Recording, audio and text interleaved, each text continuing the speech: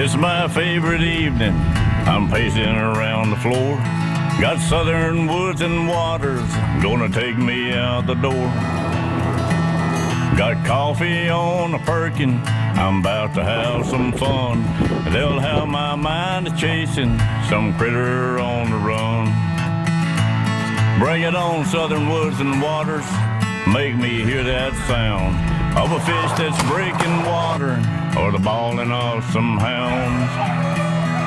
Make me smell that river mud, feel clean air on my face. Bring it on, southern woods and waters, show me that special place. Probably about 11-inch crappie.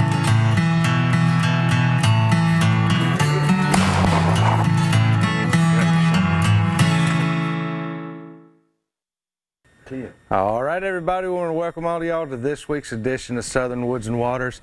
Really looking forward to sharing everything tonight with y'all that we have. We're going to actually be going on a couple of bow hunts tonight in the state of Kentucky. So a lot of y'all watch us from Kentucky, so we're excited tonight to be sharing some Kentucky hunting with you guys. So we'll be in the Bluegrass State.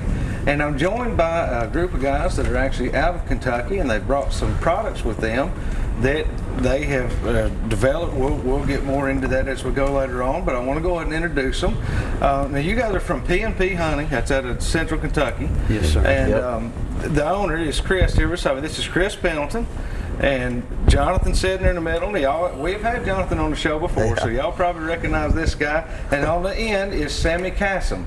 And they're going to be here tonight. We're all just going to be kind of chatting about the upcoming muzzleloader hunt this weekend in Tennessee. I mean, it's opening weekend, guys, and that's a big deal, you know, around here, opening weekend of muzzleloader. And now, when was muzzleloader in Kentucky? Have y'all already had a muzzleloader season there? One.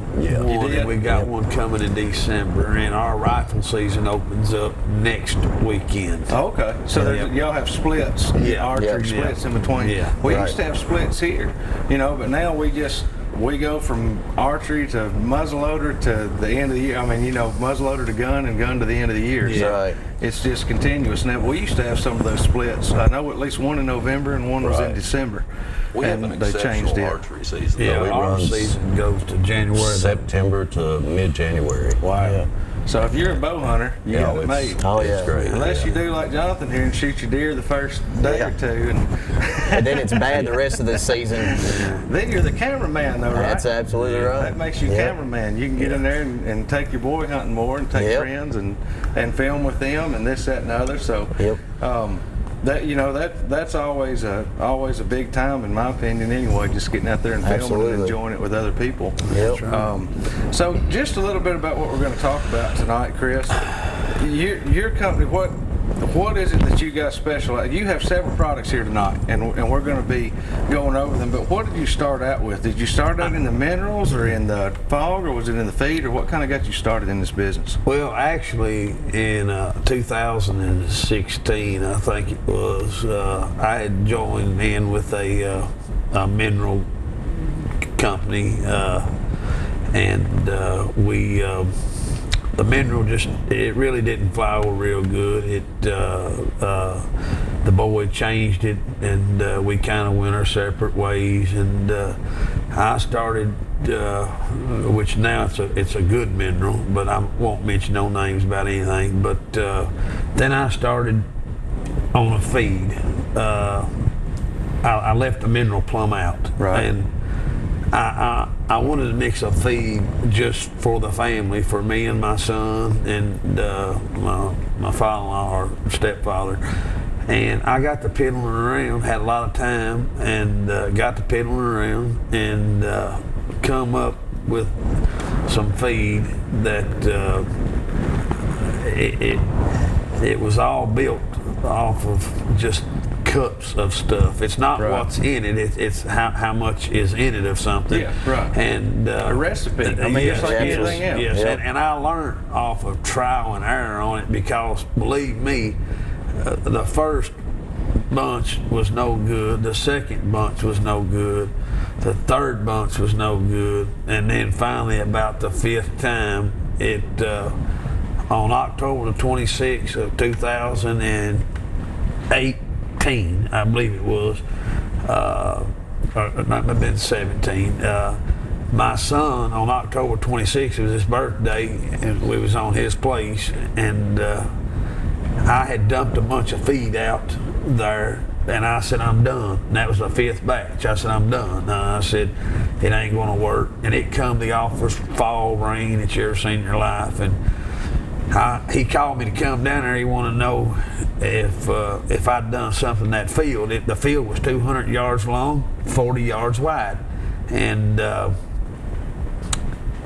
I went down there and I met my stepfather coming up the road, and he was holding his shirt up over his face, and he said, gosh, Lee, he said, it stinks down there like something awful. He said, it smells like a hog slop. Well, my boy had planted clover there, and he said, what have you done?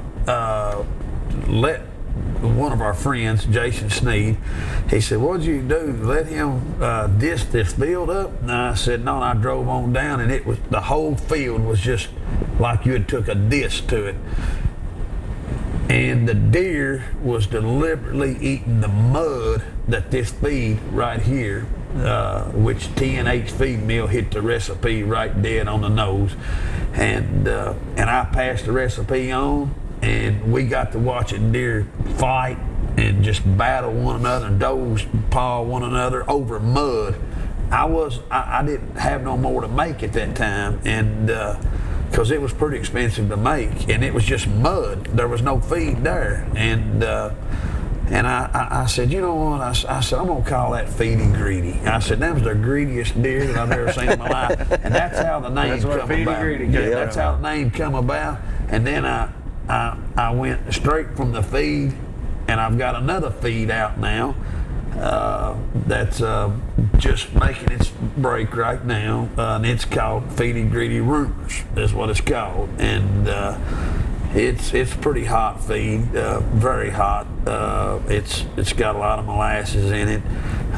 It's got the same recipe as this, except with a little more molasses. But I'm going to say this: I've got one with peanuts in it too.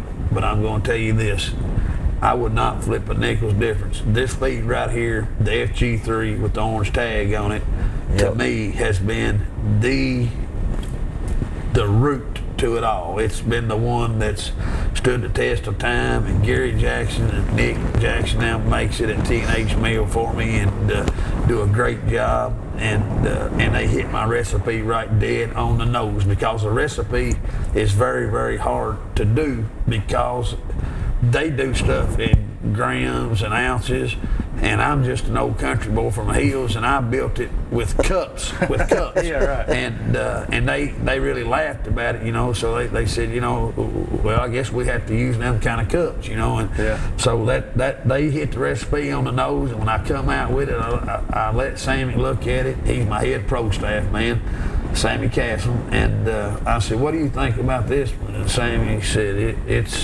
I believe it's spot on, that's brother. The one, huh? Yeah. So that's how it's went. Yeah. Then I went from there to the mineral, and I worried him to death about the mineral. He had to. I wanted my mineral to be perfect. I don't take a shortcut on anything. I wanted my mineral to be perfect, and he would send in analyzations on it to the University of Kentucky 5 or 6 times, and he said, well, this is good enough, man. And I said, well, no, I want to up the calcium a little more and the pH level in it. So you know, we finally got it right, and now it's I've got 3,000 pounds of it ready to sold now. We're going to get to talking a lot more about that as we go through the night, share some hunts with you guys, and some of Jonathan's success with it as well. But right now, let's go on over and do this week's wild game forecast. This week's wild game forecast is being sponsored by our friends over at Wilson Bank and Trust. You can find them at over 28 Middle Tennessee locations. They've been serving our community for over 30 years.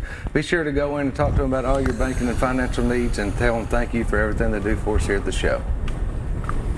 All right, guys, well, the forecast is looking pretty good in my eyes, buddy. I was on the phone with you this morning, going down the road, and I mean, I've seen 2 big mature bucks off the road since yesterday evening. One this morning when I was talking to you, one yesterday evening. Probably another good 8 or 9 bucks off the side of the road running around. You know, when I'm working, I'm out riding all day, you know, and I'm telling you, if you are a deer hunter, it is time to get in the woods. Absolutely. They're, you know, this warm spell, I'm not going to lie, when I saw it coming, it kind of bummed me out. But, you know, the deer haven't acted like it's bothered them in the slightest bit in the last couple of days. So I think that's looking pretty good for us. So y'all about the same in Kentucky right now? Definitely the movement is there. I was talking to Chris on the way up, and from 2 exits at Columbia, exit 1 and 2, 4 deer. By the time we got to Edmonton, we had counted 24, I think. Yeah. Around up. So that tells you right there the movement's on. Yeah. The last 3 or 4 mornings that I've walked out on the deck at the house, I've seen deer run across the bottom while the frost was on. Yeah. And I can't do nothing about it because I've done killed out. So he's in the same boat with you. He's the same boat with me. Absolutely. You know, I told somebody here a while back, your wife is either going to love this feed or she's going to hate it. If she wants you at home, she's going to love it because your season's over, okay? And if she don't want you at the house, she's going to hate the stuff. She's going to hate it. Yeah. Because I got to hunt 2 days last season, and I sat in the stand 4 times this season. 2 of them I knew I wasn't going to see nothing because it's 85 degrees. But yeah, I had a 2-day hunt, killed a super nice 8 last year, hunted 4 days this year, and killed a real nice 10. And We'll have to get you a camera too. you know, well now, hey, I'm old school, okay? Yeah. I've been hunting deer for 40 years. Yeah. I hunted deer in Kentucky when there were no deer. That's changed. I don't know about you guys in Tennessee, but when we had our first season, like 1973, there was a little over 3,000 deer killed statewide. Yeah. And by Wow. 81, I think the population, they were like 14,000 killed.